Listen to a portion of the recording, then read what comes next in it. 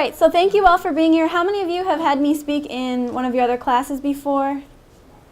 Okay, so almost everybody. But for those who don't know me, my name is Ms. Mandi, and I'm the reference librarian here at GSW. My contact information is on at least one of the handouts that I've given you. And my office is right around the corner here and to the right, that first door.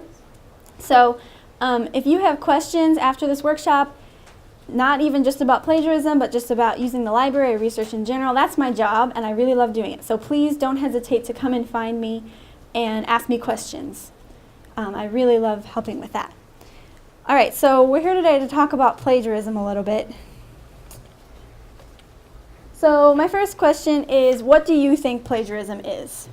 Because I know you've been told by your professors many times, like, don't plagiarize, it's bad and wrong. So what is it?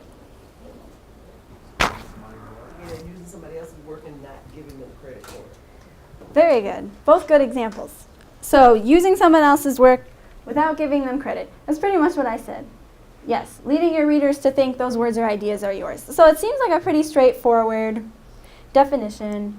Should be easy to figure out what's plagiarism and what's not, right? Okay, so we're going to go through some scenarios, and some of you have little note cards that say Y or N on them. So you and your partner, if you have that, can hold that up. I ran out, so if you don't have one, that's okay. We'll just do the raising hand instead. So I'm going to give you some scenarios, and I want you to say yes, this is plagiarism, or no, this is not plagiarism. The first one, you're going to use some text for a paper, but before you use it, you change a few words so you don't have to cite it. Would that be considered plagiarism? Raise your hand if you say yes, or put up your Y if you say yes. Okay, raise your hand if you say no. Okay. Well, that's pretty unanimous. I'm glad that we all realized that, yes, this is plagiarism. So plagiarism extends beyond just using the exact wording of somebody else. If you use their sentence structure, if you use their phrasing, if you use their ideas, you have to give them credit. All right, so that's pretty easy. All right, so now you're doing the same thing. You found some text from a paper, and you're going to use it. This time you're going to paraphrase it in your own words. So you don't include a parenthetical or in-text citation, but you cite the source in your bibliography. Is that plagiarism or not? Raise your hand if you say yes. Put up your Y card. I see confusion. People are abstaining. Okay, if you say no, that's not plagiarism, raise your hand.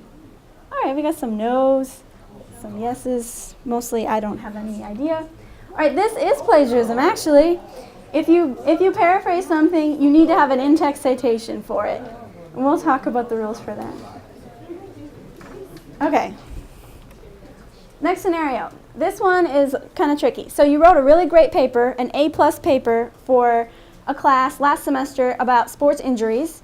Now it's a new semester, you have a new professor, and you're writing a paper about injuries caused by athletic activity. So technically, in theory, you could use the same paper that you wrote last semester. Would reusing it be considered plagiarism?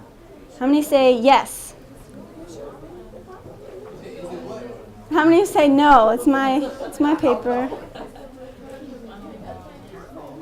Okay, so I get kind of like half and half. Well, actually, that is plagiarism. Unfortunately, I know it's your words, so you think, I can do whatever I want with them, but you can't plagiarize yourself either. So, yeah, crazy. So, just like all your classmates, you have to start from scratch with a new paper. Okay, so the next one, you're using some common knowledge like Neil Armstrong set foot on the moon, and you don't cite it.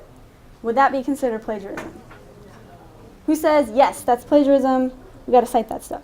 Who says, no, that's not plagiarism? Everyone knows that. Actually, this one is not plagiarism. You don't have to cite every single thing that you put in a paper. You don't have to cite things that are original ideas, and you don't have to cite things that are common knowledge. So common knowledge would be things that people are expected to already know. And that's kind of tricky because within a discipline, people may know something that everyone in the world doesn't know. So it has to be something that many papers in that discipline have not cited.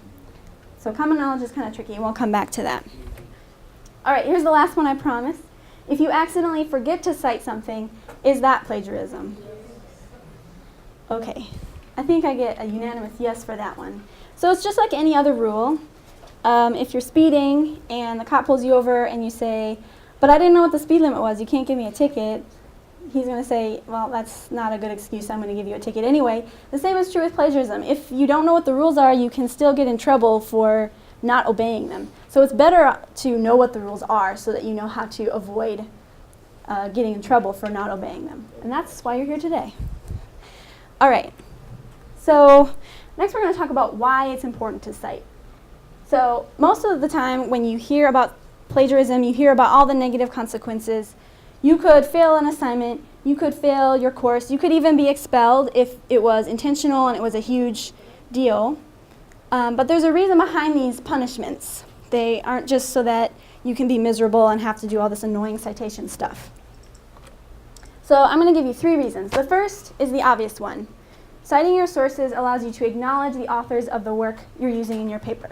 So if you had presented original work and somebody took it and put it in their paper and they didn't give you any credit, you'd be kind of mad about that. Well, this is the same kind of issue. You're just being fair. So everyone kind of remembers that one. So this one's important too. You're demonstrating with your sources to whoever's reading that you've done good research. You have good sources. You've used the words and ideas of experts who know what they're talking about in your paper. And the way that the reader can tell is by looking at your citations and following up on them. And then this one I think is the most important of all. When you do your research, you're looking at a larger world of ideas and you're kind of branching off in a new direction. If you cite your sources, your reader can see where you branched off. They can see where you differ from what others have said. They can see where you agree with others. And they also can follow up on the ideas that they read in your paper in more depth. So this is true for you as well. If you find the most awesome source ever, this is perfect for my paper, you can go to that person's works cited list and boom, you have 15 to 20 more sources that are relevant that you can look at. And you can follow up on those ideas as well. So this is a really important concept that you can provide a context for your reader. Okay, so we're going to do a quick review. So if everybody could turn over one of your note cards. If you don't have one, if you could just find a scrap piece of paper and write the following for me. First, your definition of plagiarism in your own words. And second, one reason to cite your sources. So I just gave you 3. Just parrot back one of those to me. And go ahead and put your name on it. I'm going to try to get this and your handout back to your professor somehow. All right, so the next step is actually integrating the sources into your writing. So it's one thing to know why it's important to cite things. It's another thing to actually take those sources and somehow put them in your writing. All right, so a key element of that is in-text citations. So in-text citations are citations, kind of what they sound like. They're citations within the text of your paper. Has anyone seen those before? There'll be some writing, and then parentheses, and there'll be like a name and then like a page number or something. People have seen that? Okay. Sometimes it's called a parenthetical reference because of the parentheses. So those are really important. When do we use those? When do we not use those? That's kind of what we're going to talk about next. So there are 3 types of integration. There's direct quote, paraphrase, and common knowledge. I'm going to go through each of those quickly. All right, so direct quote, that's word for word use of somebody's work. That's pretty easy. So for word use of someone's work, you need to put it in quotation marks. And this is what we call a dropped quote. And this is no good. This is when you just take somebody's sentence and you just drop it right into your paper. You don't give any introduction, you're talking, blah, blah, blah, and then all of a sudden there's a quote. That is kind of abrupt and it doesn't look very professional or nice. What you should do is use a signal phrase. So somehow signify to the reader you're about to quote somebody else. In this case, it says, a writer's reference gives advice on using signal phrases, saying that a writer must quote, blah, blah, blah, blah, blah, end quote, and then they have the in-text citation. So that is a much smoother way of doing that. All right, so paraphrasing, that's when you take a paragraph or several paragraphs from a source, you filter it through your own understanding, you make sure that you understand what it's saying, and then you summarize it in your paper. So you're taking that person's ideas, but you're not taking their phrasing, and you're not taking their sentence structure, you're just taking their ideas, and you cite it using an in-text citation, that parenthetical reference, and then again in your bibliography. So what you shouldn't do, however, is what we call borrow a phrase. So in this case, the original source says, to avoid plagiarizing an author's language, resist the temptation to look at the source while you are summarizing or paraphrasing. So if I borrowed phrases from that, I would take whole phrases like temptation to look at the source and to avoid plagiarizing, and I'd pull them out of the original and put them in mine. So what I'm doing is kind of a cross between a paraphrase and a quote, and that's no good. You're kind of copying what this person did and unfairly attributing it to yourself. So if you're going to do a paraphrase, you want to make sure you understand what it says and use your own words. So I think, yes, this is an example of a good paraphrase. They summarized it in their own words, and they use this phrase here to kind of introduce that they are about to paraphrase what somebody said. Okay, and before I go on, then common knowledge is, as I mentioned before, that's things that people are expected to already know. So like, there are 4 seasons in a year is an example. You're not going to use that in your paper though, probably. Like, when can you think of an example of using that? However, you may find that in your field there's some piece of information that everybody kind of already knows. And if you look at 3 or 4 sources and they don't cite that piece of information, you're pretty safe to not cite it as well. So that's what we consider common knowledge. So I want to give you a chance to practice that. So if you do not have a handout, I don't even have an example anymore, that says citation activity or something, you should find a partner who has one. And what you're doing is I've given you examples of some text and then how somebody might use that text in a paper, and I want you to tell me, is it a direct quote, is it a paraphrase, or is it common knowledge?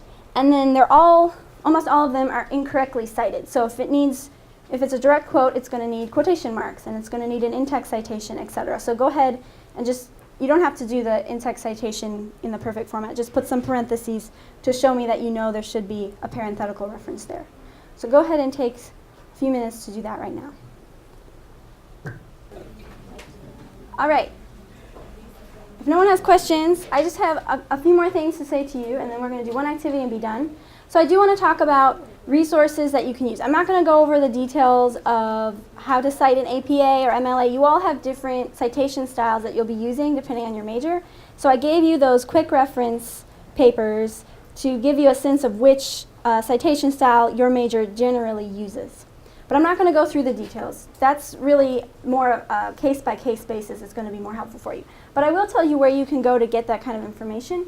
So the main place to go if you want all the rules for a citation style is what's called a style guide or a style manual. That has all the rules. So this is the APA one, for example. And on the back of your handout there are 4 of the main ones. So that has all the rules. That's why it's a whole book. The library has those books in the reference section, and we also have them in the ready reference section. So across from the reference desk there's that low bookshelf. They're kind of standing on there. So if you can't find it, you can always ask for help. The Writing Center also has all of these style guides. Another place you can go to get more help. How many of you have had me show you a library guide before? Okay, several of you. So I spent a long time on them, so I advertise them a lot. All right, so on the library homepage, if you have your computer up and you'd like to follow, you can. It's about halfway down this list on the left-hand side. It says Subject Guides. All right. Everyone make it there? All right, under this Discover search bar, there's this box called GSW Course Guide. Citing sources is the first choice underneath there. Is everyone following that? First choice, citing sources. All right, so this has some of the same details that I talked about just a minute ago. How to integrate sources, how to avoid plagiarism. And then I have tabs here for the 3 main citation styles. And hopefully I'll have some more. I want to have one for ASA at least in the near future. So this will give you the basics for citing like books, articles, usually a web source, doing in-text citations, and it will have links to other really helpful sites. So this is a really great source for you while you're doing your sources when you finish up your paper. you might want to check this out as kind of a guide for you.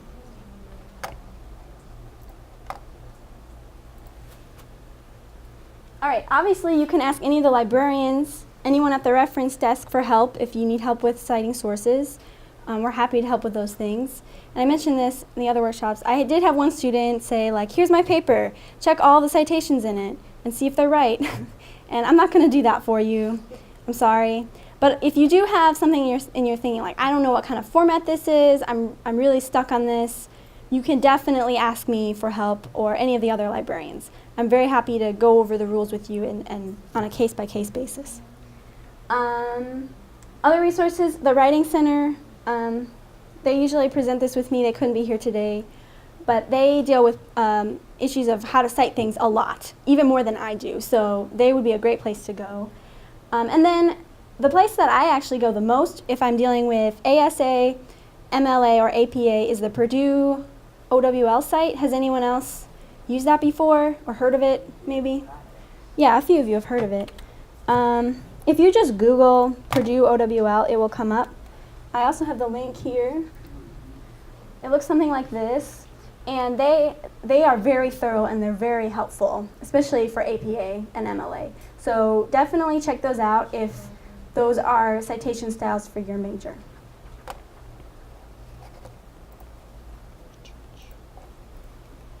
Okay, so we're going to do one more activity together. And I'm going to explain it before we get started because this could be complicated. So we're going to do a human citation. I'm going to give you, you're going to get into groups of like 5 to 7 people. And everybody in each group should have the same citation style sheet. So APA people should be together, MLA together. And I'm going to give you pieces of a citation, and it's your job to put them in order. And they'll be missing formatting, so like periods or parentheses or italics. So it's up to you to add those things in as well. So, okay, how many of you are MLA? Because that's going to be the minority. All right, I think we have enough people. So MLA people, why don't you meet up here in this first row. And then we'll have, is everybody else APA? We have a few Chicago people, but they can also be APA. Okay, if everyone else is APA, then does anyone else want to do an MLA one just to practice if you're in an English class? Okay, then we'll just have one kind of large MLA group and all the rest are APA. All right, so then from there we'll just go by row. So this row will be a group, that row, and that row. And I will come around and hand you your citations right now. All right, you all did a fantastic job. I have one more thing to give you before you leave. It's just a really short survey that helps us understand how helpful this was for you and what we can do better in the future. If you have not signed in, please do so. And if you have not handed your handout or your note card to the end, please do that as well. Thank you all very much.